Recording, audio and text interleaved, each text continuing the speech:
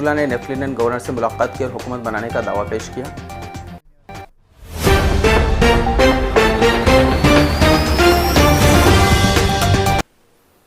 आदाब नाज़रीन, मैं अब्दुल रज़ाक और आप देख रहे हैं सदाकत न्यूज़ टाइम। अब खबरें तफसील से। Jammu Kashmir national conference legislature party के लीडर उमर अब्दुल्ला ने आज शाम जम्मू कश्मीर के लेफ्टिनेंट गवर्नर मनोज सिन्हा से मुलाकात की और कांग्रेस व आज़ाद एमएलएज़ की हिमायत के खतूत पेश करके हुकूमत बनाने का दावा पेश किया। जम्मू कश्मीर के कांग्रेस सदर तारिक किर्रा ने उमर अब्दुल्ला को पार्टी की हिमायती इकरारनामा सौंपी। उसके बाद उमर अब्दुल्ला श्रीनगर में राजभवन पहुँचे और लेफ्टिनेंट गवर्नर से मुलाकात की। ज़राए के मुताबिक हल्फ बर्दारी की तकरीब मुमकिना तौर पर पीर यानी 14 अक्टूबर को होने का इम्कान है। नेशनल कॉन्फ्रेंस और कांग्रेस इत्तेहाद, जिसकी हिमायत 5 आज़ाद एमएलएज़ और एक आम आदमी पार्टी के एमएलए ने भी की है, अब कुल मिलाकर उमर अब्दुल्ला के पास Jammu Kashmir union territory assembly में 54 एमएलएज़ होंगे, जबकि अपोजिशन बीजेपी के पास 29 एमएलए हैं। साबिक़ा रियासत को यूनियन टेरिटरी में तब्दील करने और इसकी ख़ुसूसी मौक़िफ़ ख़त्म करने के बाद से ये यूनियन टेरिटरी में पहली मुंतखब हुकूमत होगी। उमर अब्दुल्ला ने कहा कि हुकूमत रियासत का दर्जा देने पर एक करारदाद पास करेगी और उसे वज़ीर आज़म, वज़ीर दाखिला और मुल्क के दीगर सीनियर लीडरान को पेश करेगी ताकि जल्द अज़ जल्द रियासत का दर्जा बहाल किया जा सके। मैंने लेफ्टिनेंट गवर्नर से मुलाकात की और कांग्रेस, सीपीएम, आम आदमी पार्टी और आज़ाद मुंतखब अरकान असम्बली से मौसूल होने वाले हिमायती खतूत के हवाले से उनसे दरख्वास्त की कि वो हल्फ बरादरी की तकरीब की तारीख़ तय करें ताकि हुकूमत काम शुरू कर सके। ये एक तवील अमल होगा क्योंकि यहाँ मरकज़ी उसूल है। लेफ्टिनेंट गवर्नर पहले दस्तावेज़ात को राष्ट्रपति भवन और फिर वज़ारत दाखिला को भेजेंगे। हमें बताया गया है कि इसमें 2 से 3 दिन लग सकते हैं, लिहाजा अगर मंगल से पहले ऐसा होता है तो हम बुध को हल्फ बर्दारी की तकरीब मुनक़िद कर सकते हैं। मैं सिर्फ ये कहना चाहता हूँ कि इस हुकूमत में जम्मू को नज़रअंदाज नहीं किया जा सकता। उमर अब्दुल्ला ने लेफ्टिनेंट गवर्नर से मुलाकात के बाद मीडिया से बातचीत के दौरान ये सारी बातें कही। मैं अभी राजभवन से वापस आया हूँ। माननीय लेफ्टिनेंट गवर्नर साहब से मेरी मुलाकात हुई। मुलाकात के दौरान मैंने उन्हें नेशनल कॉन्फ्रेंस, कांग्रेस, सीपीएम, आम आदमी पार्टी और जिन इंडिपेंडेंट्स के तरफ से नेशनल कॉन्फ्रेंस को समर्थन की चिट्ठी मिली है, उन्हें उन चिट्ठियों को मैंने लेफ्टिनेंट गवर्नर साहब के हवाले किए और उनसे गुजारिश की कि जल्द से जल्द वो तारीख मुकर्रर करें ताकि यहाँ ओथ लिया जाए और लोगों की चुनी हुई हुकूमत जो है अपना काम संभाले। किस तारीख को सर ओथ सेरेमनी? अब ये लंबा सिलसिला रहेगा क्योंकि ऐसा नहीं है कि एक इलेक्टेड गवर्नमेंट को दूसरे इलेक्टेड गवर्नमेंट का जो है में तब्दील होगा। सेंट्रल रूल है, यूनियन टेरिटरी है और गवर्नर साहब को एक अपने कागज तैयार करके पहले राष्ट्रपति भवन भेजने हैं।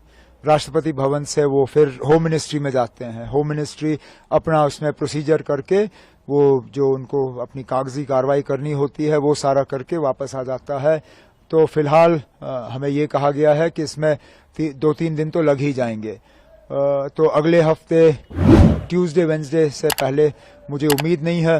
उम्मीद की जा रही है कि अगर ये सारा जल्दी हो जाता है तो वेंसडे को हम ओथ सेरेमनी यहाँ कर लेंगे। ऐसा कयास लगाया जा रहा था कि इंडिया अलायंस के तमाम बड़े नेता इस ओथ सेरेमनी में मौजूद रह सकते हैं, तो किन अब आप अभी वो आप फारूक साहब से बात करिए। इंडिया ब्लॉक के लीडर वो हैं और इन्विटेशंस अगर जाएंगे तो उनके तरफ से जाएंगे। मुझे जिनको इनवाइट करना होगा वो अपने तरफ से मैं कल बैठ के उन्हें जो है दावत दूंगा। लेकिन फिलहाल तो अब ओथ की तैयारी हो रही है। सर, आज कांग्रेस मिलने आए थे तो क्या कोई डिमांड्स या कुछ? नहीं, उन्होंने अब डिस्कशंस तो हमारी रहती हैं, हम मिलके हुकूमत बना रहे हैं। उनका जो है लेटर ऑफ सपोर्ट हमें हासिल हुआ है और उन्होंने आज अपनी बैठक की। उनकी अपनी बैठक में उन्होंने अपने हाईकमांड को इजाज़त दी कि वो सीएलपी का जो है फैसला करें, सीएलपी लीडर का फैसला करें। तो हमने जो अपनी अंदरूनी बातें करनी थी वो हमने की। सर काफ़ी इंडिपेंडेंट कैंडिडेट्स भी अब ज्वाइन इन कर रहे हैं एनसी, हमने देखा पिछले कुछ दिनों में, तो क्या स्पेकुलेशन है कि और जो बाकी हैं वो भी ज्वाइन करेंगे, ऐसा कुछ? ना, ऐसी बात नहीं है। ये आमतौर पे वही लोग हमारे साथ जुड़ रहे हैं जो पहले भी हमारे साथ जुड़े हुए थे। एक आध को छोड़ के ये सारे वही हैं जिनको शायद अलायंस की वजह से अपनी सीट नहीं मिल पाई और वो आज़ाद उम्मीदवार के तौर पे इलेक्शन लड़के गए और जीत गए।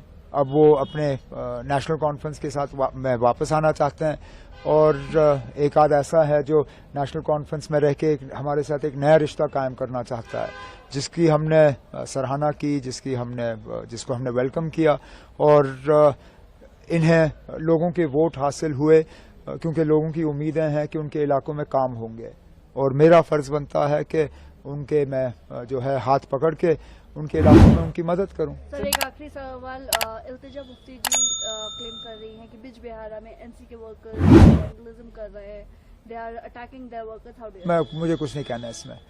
ये अब अगर किसी तरह का सबूत है तो वो पेश करें। जिनके खिलाफ इल्जाम लगे हैं वो तो उनके खिलाफ अब केस करने के लिए तैयार हैं, डेफेमेशन के। अब ये अदालत को फैसला करने दीजिए कौन सही है कौन गलत। सर जम्मू डिवीजन के इग्नोरेंस का एक बड़ा आरोप लगा, कोई इग्नोरेंस नहीं है ना कोई। जबकि दूसरी जानिब पीडीपी लीडर महबूबा मुफ्ती की बेटी इल्तिजा मुफ्ती, जो इस चुनाव में पहली बार हिस्सा ली थी लेकिन कामयाब ना हो सकी, मीडिया के एक सवाल का जवाब देते हुए कही कि ये सवाल हुकूमत से पूछिए जिन्हें जम्मू व कश्मीर में अक्सरियत हासिल है। लेकिन मैंने हमेशा कहा है कि हमारी आवाज़ में बड़ी ताकत है। हम आर्टिकल 370 और जम्मू कश्मीर के मसाइल के लिए हमेशा आवाज़ बुलंद करते रहेंगे। हम उन जमातों में शामिल नहीं हैं जो अपना मकसद बदल लेंगे। हम जम्मू कश्मीर के मसाइल का हल के लिए लड़ते रहेंगे। मैंडेट क्या स्टेटहुड को पीडीपी रेस्टोर करने में हेल्प करेगी? देखिए, अब तो सरकार जिसकी आएगी वो आप उनसे पूछिए, लेकिन मैंने हमेशा कहा है कि हमारी आवाज में बहुत दम है और हम अपनी आवाज स्टेटहुड पे नहीं, आर्टिकल 370 और जो जम्मू कश्मीर का मसाइल है उसकी रेजोल्यूशन के लिए हम उठाएंगे। स्टेटहुड की ही बात नहीं है, हम उन जमातों में से नहीं है जो अपना गोल पोस्ट शिफ्ट करते हैं। कल कहते हैं हम 370 के बारे में बात करेंगे इलेक्शन के टाइम और फिर कहते हैं कि नहीं 370 नहीं, statehood. So we will fight for the restoration and the resolution of the Jammu Kashmir issue. तो नाज़रीन, जम्मू कश्मीर की सियासी तनाजुर में आपका क्या ख्याल है? अपनी राय का इजहार कमेंट सेक्शन में ज़रूर दें। चैनल को सब्सक्राइब, वीडियो को लाइक और शेयर करना ना भूलें। तब तक के लिए शुक्रिया। खुदा हाफिज़।